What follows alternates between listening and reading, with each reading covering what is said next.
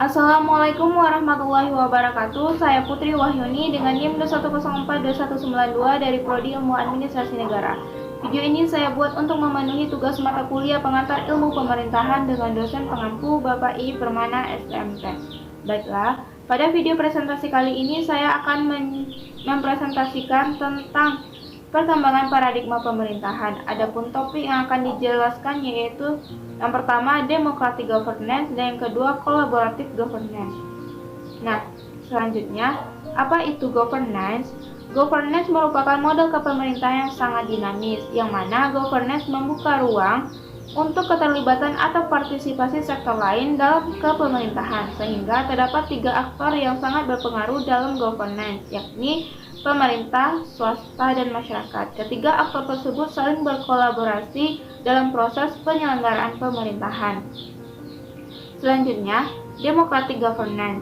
Democratic governance atau pemerintahan demokratis adalah bentuk pemerintahan yang semua warga negaranya memiliki hak setara dalam pengambilan keputusan, di mana demokrasi mengizinkan warga negara untuk berpartisipasi baik secara langsung atau melalui perwakilan dalam perumusan, pengembangan, dan pembuatan hukum. Selanjutnya, ciri-ciri suatu pemerintahan demokrasi yaitu adanya keterlibatan warga negara atau rakyat dalam pengambilan keputusan politik baik langsung atau tidak langsung, adanya pengakuan, penghargaan, dan perlindungan terhadap hak asasi rakyat, adanya persamaan hak bagi seluruh warga negara dalam segala bidang, adanya penegakan hukum atau lembaga peradilan dan kekuasaan kehakiman yang independen, adanya kebebasan dan kemerdekaan bagi seluruh warga negara, adanya pers atau media massa yang bebas untuk menyampaikan informasi dan mengontrol perilaku atau kebijakan pemerintah, adanya pemilu untuk memilih wakil rakyat, serta adanya pemilihan umum yang dilakukan secara bebas, jujur, dan adil, dan yang terakhir adanya pengakuan terhadap perbedaan keragaman, suku, agama, golongan, dan lain-lain. Nah, selanjutnya, democratic governance atau tata pemerintahan demokratis adalah sistem pemerintahan di mana institusi berfungsi sesuai dengan proses dan norma demokrasi, baik secara internal maupun dalam interaksinya dengan institusi lain. Selanjutnya, Office for Democratic Institution and Human Rights atau Kantor Lembaga Demokrasi dan Hak Asasi Manusia, di mana pekerjaan ODHR tentang pemerintahan demokratis berlaku pada standar yang telah disepakati oleh negara-negara peserta OSCE, termasuk pluralisme politik, akuntabilitas dan daya tangkap kelembagaan, masyarakat sipil yang aktif, hak asasi manusia, supremasi hukum, dan pemilihan umum yang demokratis. Selanjutnya, ODHR mendukung upaya negara-negara peserta untuk meningkatkan tata pemerintahan demokratis dengan meningkatkan tingkat partisipasi perempuan dalam partai politik, memperkuat parlemen, mengembangkan lanskap politik multipartai, mencegah penyalahgunaan sumber daya negara, dan menindaklanjuti rekomendasi yang dibuat oleh misi pemantau pemilu. Dalam banyak kegiatan ini, ODHR bekerja dalam kemitraan dengan organisasi masyarakat sipil lokal untuk mendorong mereka berkontribusi secara aktif dalam debat tentang tata pemerintahan yang demokratis. Selanjutnya, komponen-komponen pemerintahan demokratis.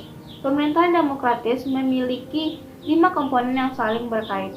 Antaranya yaitu yang pertama, rakyat sebagai pemilih akan memberikan suaranya kepada lembaga pemerintahan. Yang kedua, partai atau kelompok kekuatan sosial politik yang mana mereka mengajukan calon atau wakil rakyat dan pemimpin pemerintahan. Yang ketiga, badan legislatif, yaitu menetapkan kebijaksanaan dan menentukan anggaran. Yang keempat, badan eksekutif, presiden dan kabinet yang membuat dan melaksanakan peraturan, melaksanakan kepemimpinan umum pemerintahan, serta menetapkan politik luar negeri. Dan yang terakhir yaitu para pejabat karir atau birokrasi pemerintahan yang membantu pejabat eksekutif. Selanjutnya yaitu collaborative governance. Strategi baru pemerintah yang disebut kepemerintahan kolaboratif telah dikembangkan. Mode tata kelola ini menyatukan banyak pemangku kepentingan forum dan badan-badan publik untuk terlibat dalam pengambilan keputusan yang berorientasi pada konsensus. Collaborative governance adalah sebuah pengaturan yang mengatur suatu atau lebih lembaga publik secara langsung terlibat dalam pemangku kepentingan dan publik dalam proses pengambilan keputusan kolektif secara formal, berorientasi konsensus dan musyawarah yang bertujuan untuk membuat atau mengimplementasikan kebijakan publik atau mengelola program atau aset publik. Selanjutnya, definisi ini menekankan 6 kriteria penting, yaitu forum diperkarasai oleh badan-badan publik atau lembaga, yang kedua peserta forum termasuk aktor non-negara, dan yang ketiga peserta terlibat langsung dalam pengambilan keputusan dan tidak hanya dikonsultasikan oleh badan publik. Yang keempat, forum diselenggarakan secara formal dan bertemu secara kolektif. Yang kelima, forum bertujuan untuk mengambil keputusan melalui konsensus. Dan yang keenam, fokus kolaborasi adalah tentang kebijakan publik atau manajemen publik. Ini adalah definisi yang lebih ketat daripada yang ditemukan dalam literatur. Nah, selanjutnya, ada berbagai alasan yang melatar belakangi adanya kolaborasi tiap lembaga atau institusi. Collaborative governance atau kolaborasi penyelenggaraan pemerintahan muncul sebagai respon atas kegagalan implementasi dan tingginya biaya dan adanya politisasi terhadap regulasi.